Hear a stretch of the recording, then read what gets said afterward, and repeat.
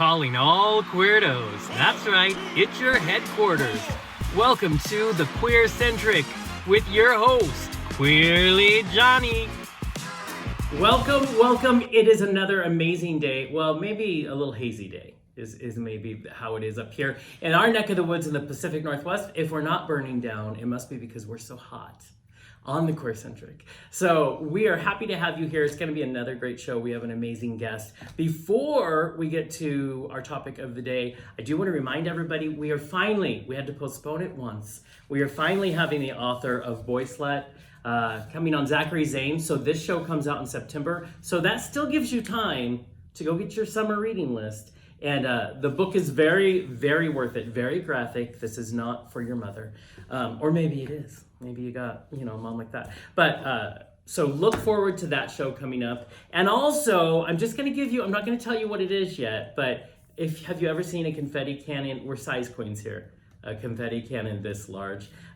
There's something I'm going to ask you out there in our listening and viewing audience to do, because I love nothing more than to be a cheerleader. So stay tuned as we will release more and more information on what I want us all to participate in and do some fun self-celebration. We'll say that. But let's not waste any more time.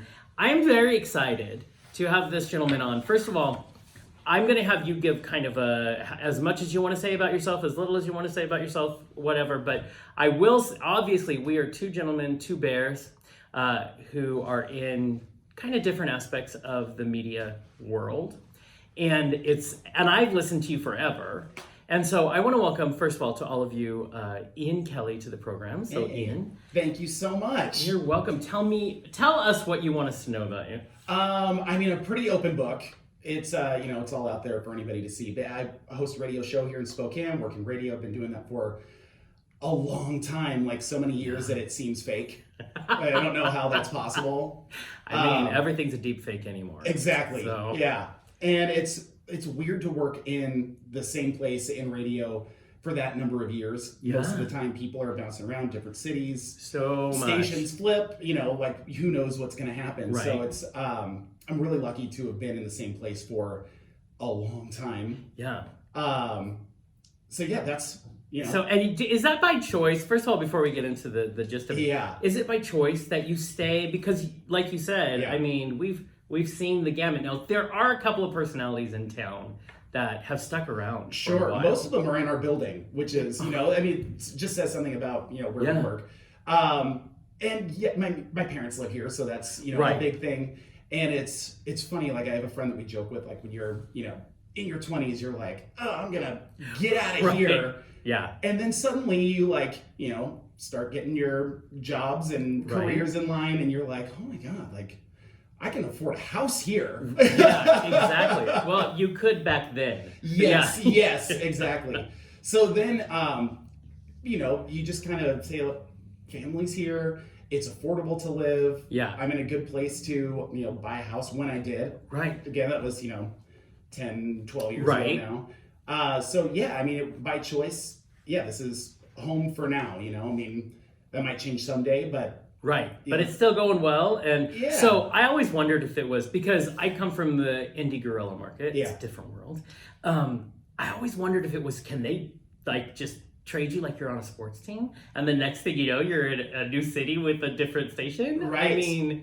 I always wondered if it was ever a part of it. So technology now is wild. True, so true. We don't do this, but a lot of stations, especially the bigger conglomerates, they'll have the same people on air in multiple cities. True. So it's just kind of like, record it once and blast it everywhere. And that's kind of just the way the business works now, which is impersonable. But well, which is a lot of our media, which is why I always appreciate, it's why on here we always talk about support your indie artists. Yes. Do it. Because you never know, you have more control over there. But that's what's fun about you, is that you are, and you have been here. Local, for a while. Now, one of the things one of the main kind of umbrella topics that I want us to kind of go over is gays in media. Sure. Especially I mean, we've seen it on a national stage, this evolution that we're going to talk about of doing that. But in our town, we are not the smallest town in Washington, but we're not the largest town in Washington. Correct. It sometimes has a very small town feel. So I want to talk about, so when you bust onto the scene, you're this cool 20-something, and you're doing that, does it cross your mind of how your sexuality is going to be in that? Oh, absolutely. And I think especially just getting started in that field, you're even concerned with how you sound. Right. Yeah. Is that going to be off-putting to people? And now, now that I'm 40, I'm like, I don't care. Exactly. No, that's a true statement. Yeah, it is what it is. And we are a smaller town, but I also have not run into personally any roadblocks because of that in my field, so I think that's a plus. Yes. There hasn't been, a ton of out gay people in the Spokane market that I'm aware of. Exactly. You can probably count them on one hand. Exactly. Yeah, and it was funny because I've always known of you at Pride. You were kind enough. I was on the main stage and I was off on a break. You were kind enough to come down and meet me, and I'm like, oh, that's cool, because I think you always, it's that what's the word we have where we think, it's that imposter syndrome, right? Sure. So you're like, I've been doing this forever, but you never think. And so the cool guy is like saying hi, and I'm like, oh, okay. Well, what's funny, like on the other side, it's like, you do it every day. So you're like, I'm just going to work. Yes, exactly. Yeah. So that excitement, that kind of and thing. So what crossed my mind, and then we would talk. We started talking on Instagram, and then we were and then I decided I'm just going to ask him. Because can I tell you, from a perception of the gorilla side of things, I wonder if he has to, if that's something he's willing to do. I mean, am I still in a 1950s Hollywood stereotype in my head that I'm thinking this is it? But you still think about it, because sadly, some things still exist like that out in the thing. So I was like, well, let's just see what he says. Yeah, absolutely. And so, but you're in control of your own autonomy, your image. Yeah, absolutely. I mean, for the most part, we have standard media contracts and things like that, but I mean, it's, it's open for things like this. I mean, there's no reason not to. And again, just the local aspect of it. I mean, here in town, we're both doing media things, and so it is beneficial to, just and where you're at, you got all that FCC fun stuff. Oh, yeah. Which we, years and years ago, were on KYRS, so we had to, and I must say, I really enjoy podcasting because I can say fuck, or I can have as you all loved, we can do the sex shows that we do, the advice things. I don't have to worry. Now, I remember the worry when we were on KRS and we had to have the 7-second delay button. You never knew if you had a comedian on what was going to come out of their mouth. And then people can just lodge a complaint just because they felt like it. Yes. And then you're like, and the other side is advertisers. Yes. So you gotta be careful, even with even if it's a story that's in the news about whatever, McDonald's or whoever, and it's not favorable, then you gotta okay, but it's a sponsor, so there's that fine line of news versus opinion. Exactly. I think that's why I am forever married to Indy. Just because that was just so much, and I'm such a... It can be much more opinion. Yeah. Yeah. And I'm such a loudmouth, and I'm that guy who tell me I can't do something, and I really want to do it. Yeah. Even more, even if it never crossed my mind. So I love, and being that you're not representing, because you're not on your air and you're not on those microphones, I just love, this is an eye-opening experience for me to see that, you can still, it doesn't have to be that, because we say all sorts of things on this. You're not locked down. Yeah. I know, and to be honest, I almost said fuck, and then I was like, I don't know if we can do that. Hold on. Yeah, that is probably our number one asked question from every guest that comes in here. Yeah, is am I allowed to cuss? So I never like to answer the question. I like to just start cussing, and then I love the joy. The joy in their eyes when they're like, oh my god, I can do it. Yes, there's a freedom. There's a freedom in fuck. I just want you all to know that. And I think that's amazing. So let's first talk about, when was that moment that you're like, that would be a fun job, like a personality? This is actually a really wild story. So I like that. It was probably 7th grade, right? When you have to do your, what do you want to be when you grow up? Right. And that would have been 90s. So, what are you doing as a little kid in the 90s? Like, I listened to the radio all the time. Exactly. Getting your tape and recording. Like, record the full hour on one side. My favorite. And you can, listen back to it. Commercials and everything. Yes. And so I was just a kid, I just love listening to music in general on the radio. So I did my, 7th grade project where you make, a radio board or what I assumed that it was going to look like at the time. Right. And I did a job shadow, which was at the station that I ended up working for. Nuh-uh. Different, format at the time. Yeah. Different location, but the exact same station. It's so funny. One of the people that I ended up working with for years, I found a picture of me as a 12-year-old kid where they take the picture in the studio, and he was the guy on the other side of the board. That's wait insane. A minute. This is a small world. That's crazy. And so you do that when you're a little kid, and it wasn't like I was laser focused on broadcasting the whole time. It's like, you're a little kid, that's what you do, and then you go through 100 different ideas. Exactly. Went to school for not broadcasting, but pretty close. Yeah. Film and communications. Oh, so nice. It's similar. Yeah. And it was just really right time, right place. One of my friends that I'd had for years was working at the same company. We reconnected, and she was like, "Hey, that sounds like something right up my alley. Do you want me to say something?" Like, sure, that'd be great. Brilliant. So it's just a really right time, right place. Just being nice to people that you know. You never know when those connections are going to come back. I say that to every intern we have. Yeah. You don't know. You have no clue. Don't. Yeah. And the way they like I said, the guy that was in the photo from when I was 12 was a coworker for 7 or 8 years. That's insanity to me. Now, and just for anybody who's curious, you'll never guess what I wanted to be. And you will never guess, because I wanted to be an archaeologist. So this is as far away from that. I also was so shy in choir in high school. I would lip sync because I didn't want anybody to hear me. Oh, no. Yeah, so... Now look at you. I know. And see what happens? Just stick with it long enough. But, so where was it... when did you come out? When did you accept that? I was 19. Oh, so it was right. It was, after high school. Yeah. I had, your high school girlfriend, etc. I just started school. And you always know. Yeah. It's always in the back there. Yeah. I knew when I was much younger, but actually coming out and realizing this is how it is. Yeah. 19. Did it ever cross your mind as this opportunity comes up? Yeah. And did it ever cross your mind that it may be or might be, or did you always have such a good support system that you were fine?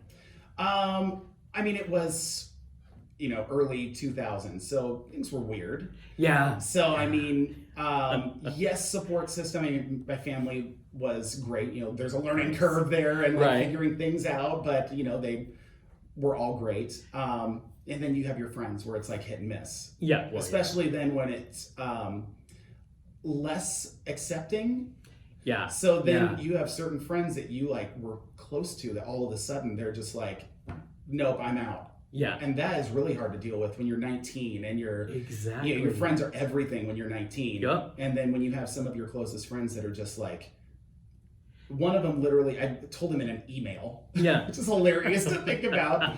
I sent a text message. So I sent an email, and he didn't respond for a bit, and then when he did respond, it was something along the lines of "You've been lying to me all this time. I think that's disgusting." And you're just oh, that's terrible. Yeah. And now again, as an adult, you're older. Now I would just be yeah, fuck. Exactly. Yeah. But 19, you're just it's life altering. Yeah. Rejection sucks no matter I think what age, but it does suck a lot worse when you're young. Yeah. And you're trying to make sense of that. Plus, I lived through the same things, but it doesn't make any sense to me. I'm just no. Yeah. What a selfish reaction of those people. Absolutely. And especially people that you've been close to that know who you are. And it's that, the same mentality. Yeah. Nothing's changed. You just know something you didn't know before. Exactly. Everything is the same. Yes. Still the same person. Actually, probably hanging out will still be the same thing. Yeah. It's just, hey, this part. So, and there's a freedom. I came out to one of my closest friends 30 years ago, I guess. And I remember the freedom that her house held after. Sure. Because it was the first person, so no one else knows. All of a sudden you have that permission to be oh, that guy's cute. You know what I mean? Yeah. And it's that moment where you do it and you still look around like, did anybody hear me say that? Or if you like look at something weird, you don't have to wonder if anybody saw it. Exactly.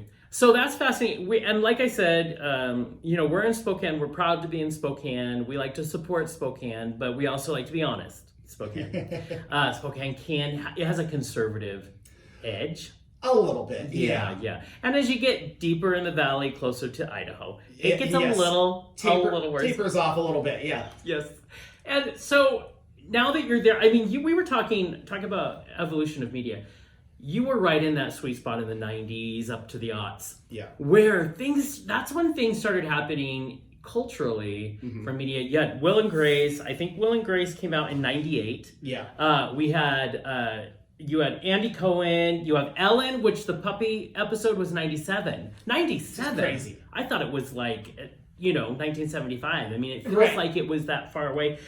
Queer as Folk, we both talked about that. Love Queer as Folk. 2000. Classic. It was and I remember that feeling. It was like a whole terrifying, exciting world, because now we see us. I was young enough as queer folk and still kind of like prudish that I was mortified and excited. Yes, same. Yeah. You're like things that you had never seen before, and you're like, what the Yeah, I like to tell the story that I would go to my friend Matthew's house and we would watch it as a family. So his mom and dad would, and I love them. No. I still call them mom and dad. And there's a scene and mom leans over to me because she knows how shy I am. She leans over to me, she goes, "Can you get your foot back that far?" I was born. But it made it a good place to just be like, we're celebrating that this is just life. How it is. So you're coming in right at that sweet spot. Yeah. That people are still shaky. Like, look at the backlash that Ellen got for the puppy episode, for her coming out episode. Right. And you're right in there and you're finding your own feet. Yeah. I mean, did you feel like you were part of that whole craziness? Or were you watching it still on the outside? Or I mean, it's I was still freshly out at that point, and so those are the things where like maybe not everybody in your life knows, and you like you talk about all the time, like gay people don't come out once. You have to come out over and over and over again to everybody for years. Yep. And so you still have that insecurity, but seeing those representation in media, you're like, okay, people like Will and Grace, so I guess people don't hate all gay people, right? And Will and Grace is so interesting too, because like at that point, everything still had to kind of be stereotypical. They still had to wash it down a bit, straight wash it. They still have to have the like, classic gay jokes from Jack, and Will is like super rich, living in a multi-million-dollar apartment in New York. Yeah, and it's true. And they try to make it. They almost try to have to sterilize it a little bit, because I feel like, and I don't agree. I've met these wonderful producers in Hollywood. Some of you are wonderful, so not so much. Where they do feel like they assume their audience is all of them stupid redneck and have no open-mindedness at all. And so the easiest way to help people understand these aliens is to put them in the stereotype that they're used to. Well, the only reason they're used to that stereotype is because you keep putting us in the stereotype. And so it's that circle. Yeah. It just constantly happens where these people who aren't even creative decide what creative things we can, consume. Well, and the evolution's been interesting too, because it's definitely not the case now. I mean, you'll see gay characters in anything. I still think we need to push a little further, but we're way further than we ever were. Yeah. Well, that's progress, there's a lot of crazy shit going on right now in the world. Exactly. Things that are concerning, but at the same time, are we better than we were 10 years ago or 20 years ago? Right. And so far, yes. Yeah. Some setbacks here and there, so let's just, keep focusing on the progress that we have. Exactly. And pieces of our community are taking it. It's a little harder. Like absolutely. Trans people. Yeah. Fuck. Who's in the sights right now? And I like to talk about back 20 years ago, I was marching. I was out at the protests and I was, owning myself. Well, now we need to support those we need to do it now because trans people are being attacked constantly. And we are too by proxy. Yeah. But we got through most of our stuff and we still have to make sure we keep a lot of our rights. But now let's not forget and let's piece of the community is on stand fire. beside. And be there to put it out. And I think that's the part that I naturally got into media because I am a fighter. And so once I found my voice, fuck you if you were ever going to try to take it from me. You know what I mean? So that's when I started like being a protest activist and all of this. But now I realized, so I was a singer, I was an actor, I was these things. And then I was loud and I wanted to beat people and I was so pissed off. Swung the other direction. And I found a way to merge it. And it was within media. What was it about media that made you like piqued your interest, made that spark? So the radio aspect actually, despite the previous story, like ended up kind of being an accident. So I went to school for film. So I thought, hey, maybe I'll like do TV or something. Found TV extremely boring. But radio was different because even though like the FCC stuff that we talked about, you're still like, you're live, you're on the spot. Like if you say it, like you said it. It's out there. And so it just has that different opportunity to connect with people, or even things like the wildfires that are going on right now. It's that like you can connect with people about it, important things. Sometimes it's about, what Britney Spears did on her Instagram. And sometimes that's fun, you know? And sometimes people need that break too. Yes, exactly. So things like, the COVID years, like, those stories, they're not just, TMZ pop culture stories. It is that like brief mental break where you can think about like, oh my God, Britney Spears, girl. I know. And isn't she getting divorced now? I just side note that I think I read that and I was like, what is happening? I feel for her, but goodness gracious, we set her up to be just the mess that she is. I know, that poor girl. Oh my God. How can you turn out to be okay, quote unquote, with the life that she was put through? The cards stacked against her. And I mean, even though she's out of the conservatorship, people are clearly still in control of some things. Well, let's be honest. People, especially in the entertainment industry, they don't have to have you in a conservatorship to be a leech that in your world. Very true. You know what I mean? So this is I was so excited because I don't always get to talk to people who, first of all, are in the media world that understand kind of what it's like there. Even though, like for me, I had to be in a media world where we do 18,000 things because I just get bored. But so if I can have 18 things going on, I can keep a show like this going for 10 years. Because I'm also doing this. Now, do I have a life and do I ever get sleep? No. But that's not why we do media. What is it about the creative aspect? Because even your job, you work for a company, you go in, it's still creative. Absolutely. You know what I mean? And you still have to do the work to make it ready for you going. What is it about the creative that connects you? Well, I think getting paid to do creative things is something that not everybody gets to do. And so even when it's those days where you're like, oh my God, work, it's like you gotta like reel yourself back in. And it's like, I'm lucky to get paid to do what I do, despite the the work aspects of it. And so it's a day job, but also you do get that creative release in the middle of your day. And it's something that's totally in your control. So it's like, what are we going to do today? There's nobody that's writing out what I can talk about, what I can do. That's just your own creativity and what you can come up with. And so I think, like I said, being paid for that, I mean, that's lucky. Is the best feeling in the world. Also, you also do things, you're like me in that you host things and you go out there, that's a whole, that's a different arm of this. It is, If I feel it feeds a different part of you. It does. I mean, I host different events. I just started getting into wedding DJ stuff this year, which has been super fun and different. And I will tell you, like at first, like you see how much people charge for wedding DJs. That is a lot. It's a lot of fucking work. That is a long day. And that's rewarding in a different way. Because you get to see with your own two eyes, whether you're hosting an event or whatever, you get to see people typically having a good time or enjoying themselves or getting together with their friends and family. And you're kind of like facilitating that, whether it's at a bar or whatever you're doing, fundraising events. Definitely feeds a different part of the satisfaction. And it gives you that you were talking earlier about, I think we were alluding to the fact that it's nice when you live on the air, what you say go, you know what I mean? So it's that tight wire walk. Any live work is that, and I think anybody who wants to do this kind of stuff, go get yourself, go to live theater before you jump into film. Yeah. You know, go do improv before. It's going to teach you so much about those moments. Because, you know, you're live, anything can happen. Yeah. And you know that, like, you know, the number one fear is people speaking in front of other people. Yeah. And you definitely feel that at first, where it's like you're hosting something, it's,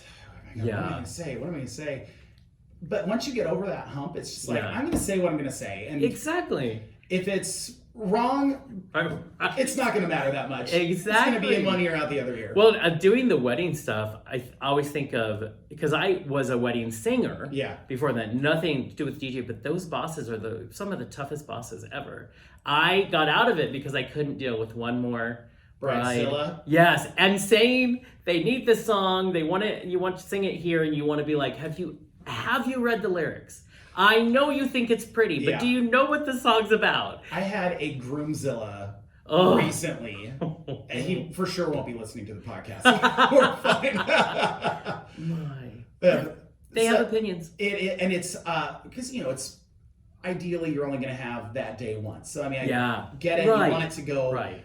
You want it to be everything you pictured it to be, but then there's like 100 people that all want different things. There's the bride and the groom and the maid of honor, and then somebody's mom, and then if they have a wedding planner, it's something all the time. I love those wedding planners. I do. I understand how important your job is, but sometimes they're almost worse than the bride. I think it's going to be okay. I think it's going to be okay. Everything's going to come together. It doesn't matter. I always tell people everything's fixable.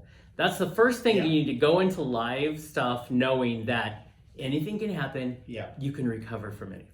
It's all in how you handle it. Unless you say like one of the 7 words the FCC absolutely hates. And then there's a problem. A $40,000 fine plus. What could be? I mean, it's fixable. It's fixable if you've got the green, and then it's fixable. But the other thing that I want to say is, so when I was, do you find this? So when I'm looking at the evolution of in the 90s and the aughts, don't you think, this is what struck me, that is not surprising, but it always starts in funny because that's the lighter way to do it. And then, because we talked about Anderson Cooper didn't come out to 2012, I think that did a lot for news and the harder hitting stuff. That also seems like it was 1975. Thank you, right? I was like, well, that seems way too recent. I thought it was at least, like, if it was going to be recent, it was going to be the same time we had gay marriage. And it was 3 years before that, but still, 2012, I remember 2012, which tells me it's not as long ago as it could be. And so he, you know, a lot of legitimacy came when... Now, given Anderson Cooper has... first of all, a great reputation, but also the Vanderbilt name behind him. Also, so like, I love him, and I will marry you tomorrow, Anderson, if you're watching. But it gave us something more, a little more or meat. But we had to get through, let's let them be a joke first. And then, and that's what I think, and I think our media, our world, that was allowed to be part of that whole light. You know, we weren't ready to take gays seriously. It has to be the stereotypical, like, look how silly Jack is on Will and Grace. Exactly. And Anderson Cooper, I mean, professional, respected. I mean, that was a big one, just visibly to see something like that. And I think that's like one of the, I was just having this conversation with a friend, that it's important to just show up and be in those spaces. If it's somewhere that it's like, they don't respect gay people, or I don't think that I'm welcome there. It's like sometimes you just have to show up and be yourself. Because a lot of times people have never met a gay person, or know that they met a gay person. So whatever their perception is in their mind is probably not reality. Exactly. And because all they've got is what has been fed to them. And if it's fed from people who want you to think a specific way, then you've only gotten this much. So that's all you have. We talk a lot about on our show, and there's a shot that he actually might watch from now on, but I have you know who you are, but I have a coworker who is a racist, misogynistic, and homophobic. Huge.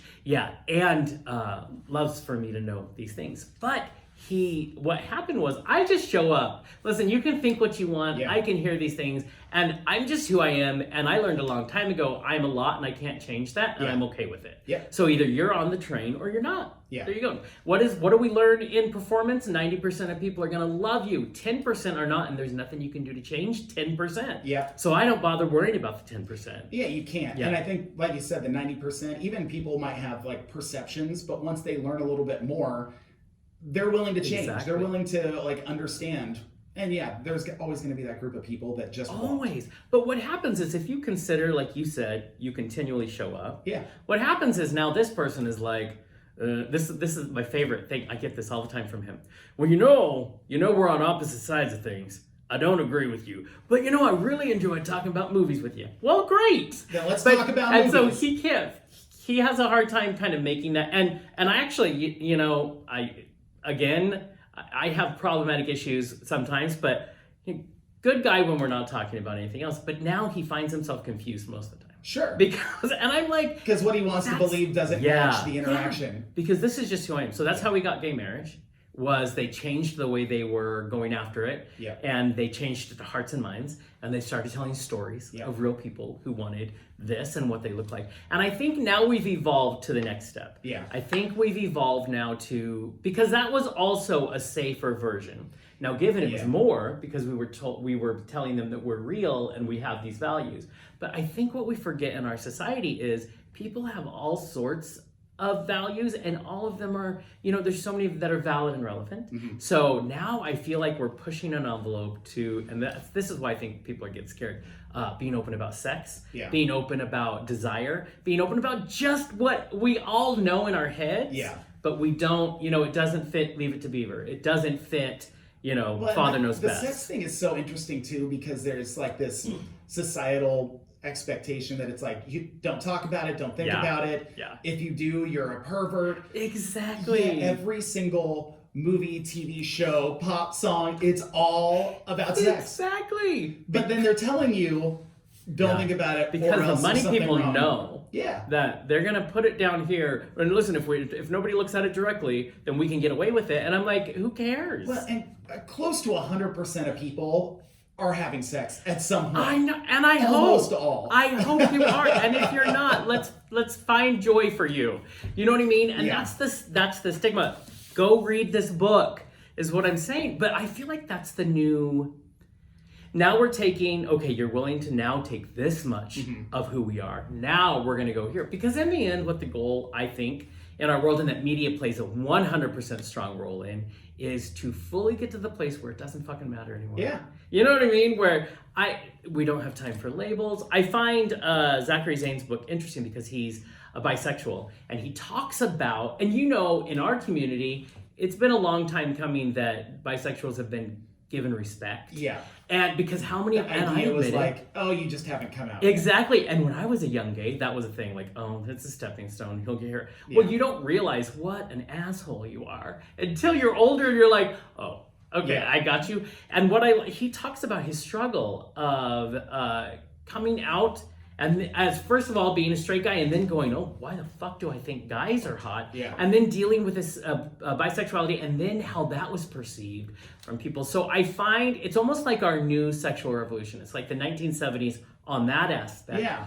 But that's how we get to the next step of going, it doesn't matter anymore. The labels that we created don't matter. That's anybody who has a problem giving pronouns. I'm like, my dad and all of his generation named their fucking cars. If you can get on board with calling this car Nelly, you could call people what the fuck. So stop pretending like this is hard. I mean, it's not hurting anything. No. And you don't even have to change your views. I mean, you can think whatever you want. It's called human respect. Yeah. Common decency. Yeah.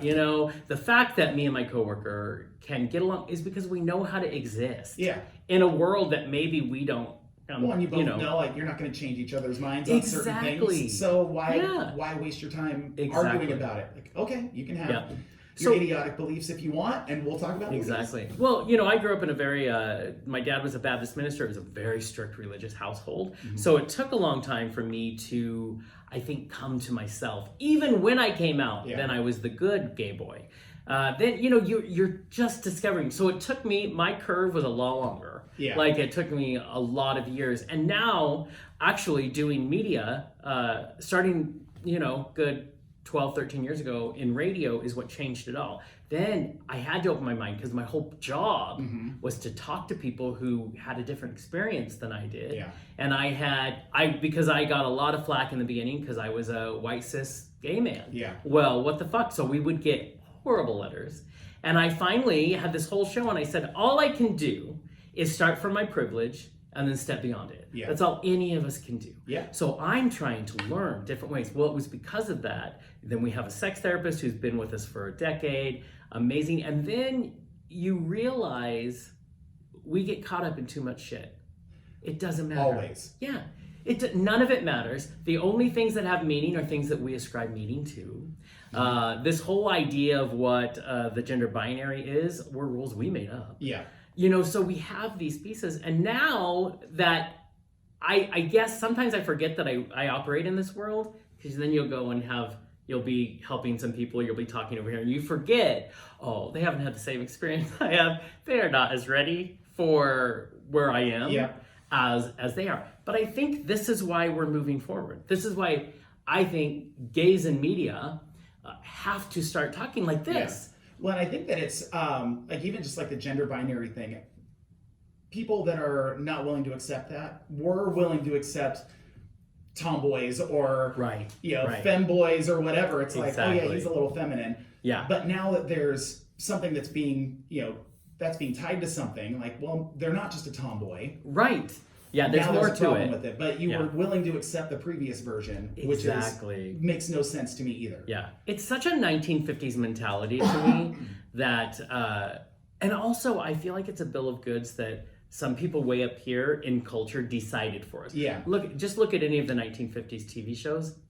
That is nobody's life. It wasn't then either. Yeah. No, but we're told this is, I also think this is why it fucks all of us up for relationships. Yeah. Because how come my relationship didn't end up like Disney? Why is that not basing it on something that was never real to begin with? Because it's not how it works. And so what I think it is, and what I love doing on this show, and why this is the first show we've ever had another media person, is I love having that talk and going, you know what, everything is just, what RuPaul says it best, everything's just drag. Yep. Everything is.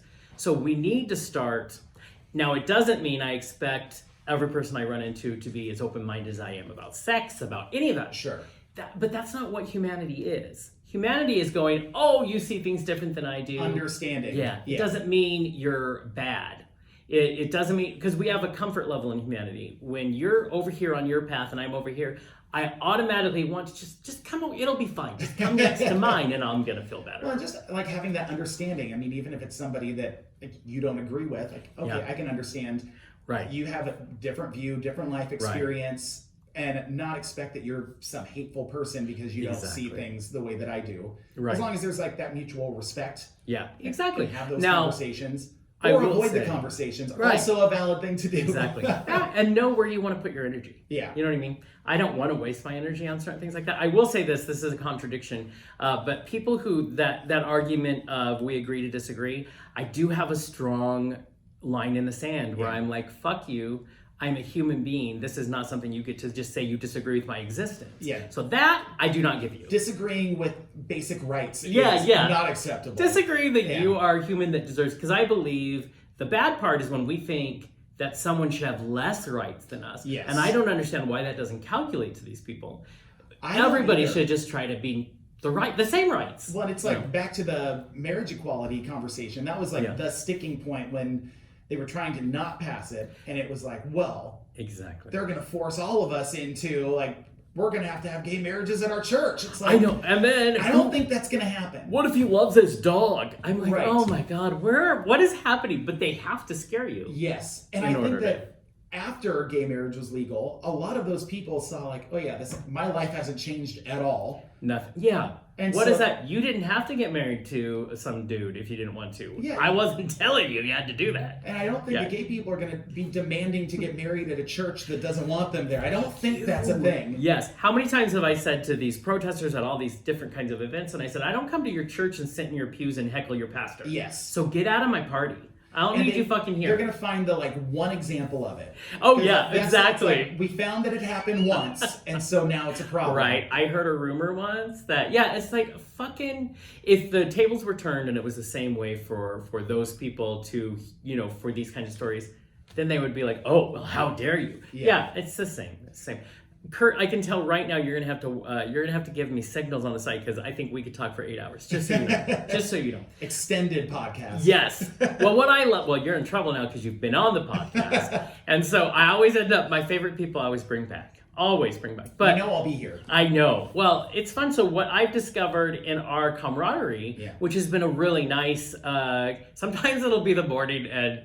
It's the coffee time and you're just trying to, and so you and I will just be doing our own shit, but then talk about random crazy things.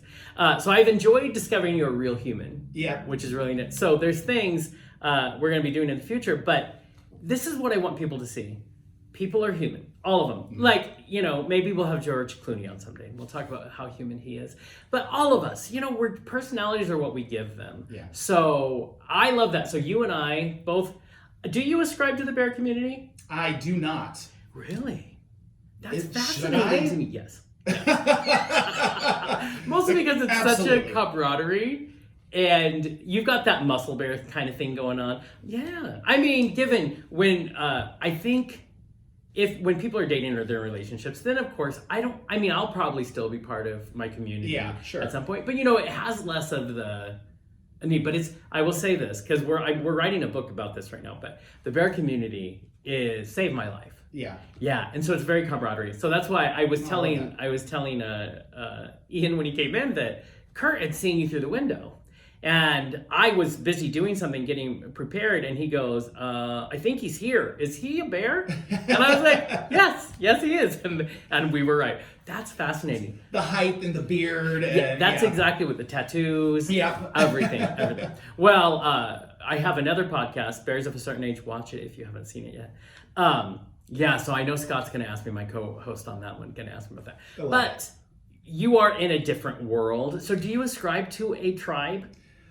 Not really. And I don't know if that's like from the age that I came out and just, not really. And some people don't, and I'll say this all the time, not everybody, it doesn't serve the need in their lives. Yeah. So I always say people, be careful that you are not part of a tribe and then to the exclusion of everyone else. I like to say I have a passport because I have lots of places. I love the bear community, but I like to be able to go see people in all the communities. Like all the communities. Yeah. And so what I love is we will talk about things. One thing that Scott and I have talked about over on the other podcast that you and I had a conversation, and we have a top 5 video coming. You get ready.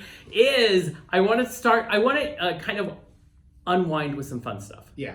So you and I, so we did underwear's do's and don'ts was our top 5, 2 different top 5 lists that we did because I have a lot of opinions. So I know, crazy. So we've shared some opinions, but so the gay men out there, and I don't care what age they are, give me some underwear do's. Wear underwear. Usually, I would say that's a good do. It's like a special occasion if you're trying to surprise your lover or something. I am a big underwear fan. I like designer underwears. I like different cuts, shapes, styles. I like seeing the models. I enjoy that. Love seeing the models. Yes. And there is something, you do feel better when you're wearing a nice pair of underwear that fits, even nobody knows but you. And I think that's kind of the trick behind it. That is the truest statement I've ever heard. One of the things I was at my largest, I was 325 pounds. So I was part of a different community, the Chub Chaser community, which was fine. I was dating a fireman. I was fine with it. And as I lost weight, I discovered, so I had a breakup. I was a bear. And it was the first time I discovered this idea of going out and feeling, buying new underwear and having it. It does change the way you feel. Yeah, and it's only for you. It's not like the rest, anybody can see your clothes and be like, it looks good. Exactly. Or whatever. Yeah. You're the only one that knows. Right. And it's fine if other people find out, but it doesn't have to be. You can show whoever you want. Yeah, but it can be just for you, and that's okay. And not be afraid of different styles. Different styles are fun. Do you know how many styles are out there? I am still in shock sometimes when you look there. And then do you ever get, this is the thing, Sometimes, Andrew Christian does this to me all the time.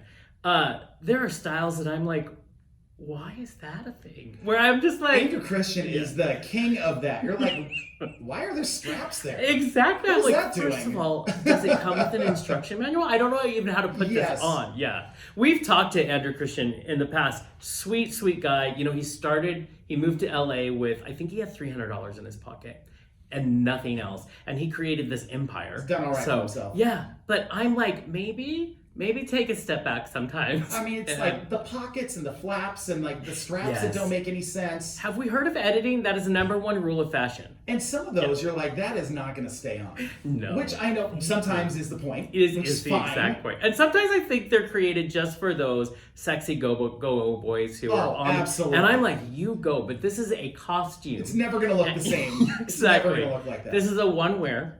And it's just a costume and everything. So give me your top 2 styles that you approve of.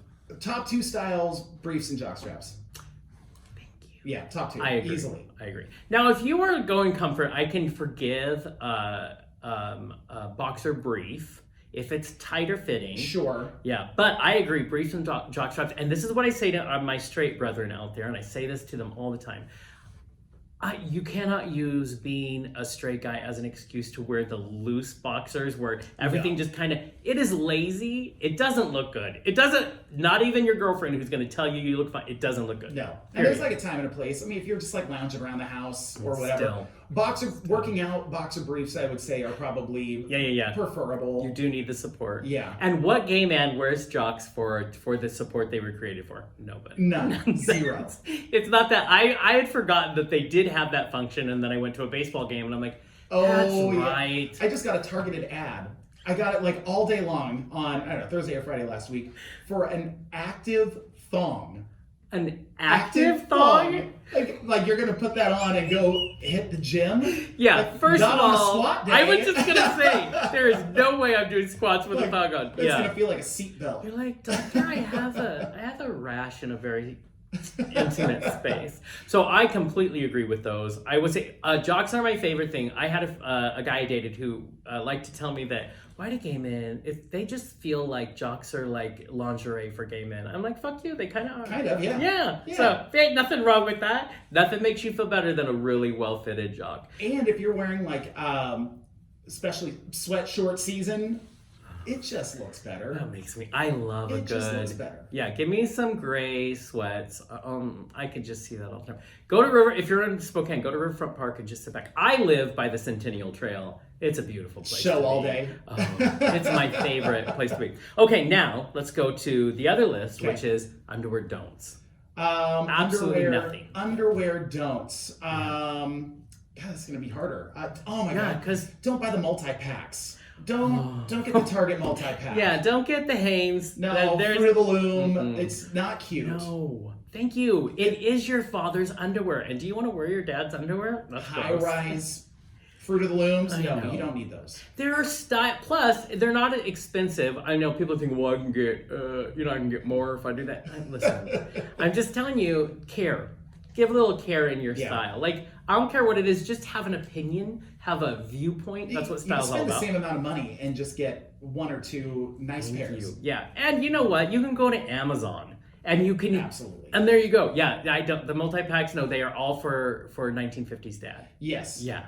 And like, I don't know if we can say the name, but one of those subscription companies, MeUndies. I'm like so surprised with the quality. This obviously I'm not sponsored by MeUndies. Just you know what, hardcore fan. What Kurt and I will do later is he will cut this out and we'll send it to MeUndies and we'll see if we can get some sponsorship. I love it. But yeah, subscription. I never thought I'd see that day. Ever. Oh my God, subscription. And there's the other one that's just marketed to gay men. Yeah. Which is hilarious. That there's a subscription monthly they know. designer gay men's underwear service. What is that? Who would have thought? underwear expert? Oh, yeah. Oh, my God. yeah. Also, I love their little videos. They do such a good job of the guy out on the street. The TikToks. Yeah, yes. and I'm like, that's smart marketing. Oh, yeah. If I ever saw it. We're And going at to the start end of that. everyone, can we see him? Yeah, I know. And I love, and some of them, or my favorite is the guy that's like, well, my fiance, he's right there, so maybe not. But I love it. And honestly, well, they're going to need to work on that relationship. I think so. It needs to strengthen it. That's it's going to be a red okay. flag. Yeah, yes. It's entertainment too. If you're in the indie industry, you got to just get out there. I also want to say that Ian and I were talking about this the other day, which is we want to start our own show, and it's going to be all about jocks. So we'll be in jocks interviewing others in jocks. I know you want to see it. I know you want. And then if I ever wanted to crack that Patreon code of how do we get more people on? That's right. Done. So, and then I have to watch this guy because he'll get this twinkle in his eye, Kurt over here, and he'll be like, I'm gonna make you do that. But so we did underwear. I would say my underwear don't is going to be that frat boy, like loose. Yeah. I don't. No part of it says sexy to me. Well, it's not really doing anything at that point either. No. Well, you know what they think. So when I was in a house of like 5 people when I was in my 20s, and one of the guys was gay by accident, I think, and he would hang out. And Jerry does listen. Hi, Jerry, to the show. He would just walk around the house, and I think they think it's sexy because if it doesn't have a button on the fly, they just. But I'm like, it doesn't. No. It doesn't do it for me. No, yeah. And especially like I feel like for men's clothing, just in general now, having things that fit is more common. Yes. Well, you can't wear something like a boxer brief or boxers underneath pants that fit. Like, what are you doing? And listen, I support my bears and my chubs out there, and so I have to say the same rule applies. I know we try to hide a lot, and I am the worst culprit of this, but it is amazing the difference. Just go little by little is all I'm saying. Like, okay, this shirt's gonna be a little tighter. Okay, this shirt's gonna, and eventually you're not wearing the dress that we all have, those shirts that are for tall people that are way down. It's because, and I think part of it is there's an owning of your body. Yeah. And as we get older, it's a little easier to just own it because, like you said, it's like, fuck it. It is what it is. This is where we are. Yeah. But I want to encourage you out there, if you try to hide in your clothing, try to have an opinion. Throw a vest, do whatever, put a hat on, just whatever works for you. I do want to encourage that. Well, and whatever body shape or size, clothes that fit make all the difference. It definitely, it's so true. Listen, we have taken this show from gays in media we're all over the place to gays on everything. That's what I love. Be like, never have him back. We could not follow a through line anywhere. I can guarantee you that is not going to be what we're going to get. Because these are the conversations I live for. I always say, well, it's just conversations based on what would happen if I went to coffee with a friend. Yeah. And so if you've ever been to coffee with me, this is accurate. This is just it. But the whole point is, and it does wrap around again and talk about how I think we have to, the reason I started this show was conversation. Yeah. Real conversations. Just pretend you are a fly on the wall in the coffee shop where these two people are, and just because you know how a conversation with your friends is going to go. Yeah. Well, this is an important topic. Also, did you see that guy? Get sidetracked by Britney Spears. AD, and it goes, and that's what it should be. I will say it's important that these conversations happen. It's important that we talk about underwear style. It's very important. There's also a subscription company for my bears called Bear Bottoms. Oh. Yes. And I'm like, A+ on the name. I know. I was like, I get it. Good for them. A little tongue in cheek. I get you. But these are what it's about. So remember, you can actually, because you're in the world that you're in, do you do self-promotion much? Is there some place, like if they want you to be a DJ at their stuff, where do they figure that out? How do they get you? So that would be, all of that stuff I don't do through my job. Right. I mean, sometimes there'll be, things that. Well, you don't want to share the money. Right. Yeah. But yeah, that's just my own thing. So hosting, DJing, all that stuff, that's just through me. So do they find you like on Insta? Do people use Facebook? Do they find you on TikTok? I think some people use Facebook. Yeah, my grandmother. Instagram's probably the best way. Instagram, Facebook also works. Yeah. Okay. So just look up Ian Kelly if you missed the name earlier, and it is not EY. It's KELLY. Ian.xk. So on the Instagrams. He's fun, although we're trying to encourage him to I've been be alive on posting. Yeah. I'm we've seen the same face, and in this game we post every day, so I oversaturate people. Yeah. But listen, we can encourage him to do this. But these are the conversations I love. Also, in the future, we need to do proper top 5 lists in the video room. Yeah. That is coming. Because I'm in. That would be You let me know the topic, I'll be fun, prepared. Right? I'll show up with a PowerPoint. Yeah, right? This is it. Well, let's show up with a PowerPoint on guys in underwear. Let's do that. Perfect. Except that they're live models. And there you go. So remember, everyone, you want to like and subscribe right here. There's a little button in Magic World that Kurt will put there. Like and subscribe if you're watching us on YouTube. Always check out thequeercentric.com. You can find the audio version of the podcast and the video version. We show up every Tuesday. And a lot of you get it early because I just realized this. So if you follow us on Podbean, you'll probably get it on Saturday. Because I just put it there and that's where we pull for our website. And then people will be like, I love the new show. I'm like, what the fuck? What do you mean the new show? Supposed to see that yet? It's Sunday. And now I've discovered it. But hey, if you're one of the lucky ones, and if you're even luckier, you get behind the scenes stuff. If you become one of our patrons on patreon.com/thequeercentric, we would love to support you. You also get free merch like t-shirts and postcards, and you'll be the first to know when we start the new photo shoot for our holiday photo shoot that Kurt is in charge of this year. So we did such a great job last year. Kurt worked magic. So we're going to be doing more. And John is coming back. Yes, your favorite partner to me. I love that man. His wife, finally met her. We've worked with him for like 10 years. He's always half naked in everything that I do. Yeah. And I met his wife at Pride and she's the nicest. Melanie, you're my girl. Thank you for loaning your husband and his hot body to me all the time. It's fun. But remember, please check us out and follow us on our socials. Every number does more than you could ever realize. But any parting words, Ian, my friend? Thank you so much. This was a blast and hopefully not the last time. It won't be, because we have a lot more topics to talk about. Now that we got the serious stuff out of the way, now it's all about the sexy stuff. Now all opinions. all opinions all the time. It'll be great. Okay, guys, until next time. Bye.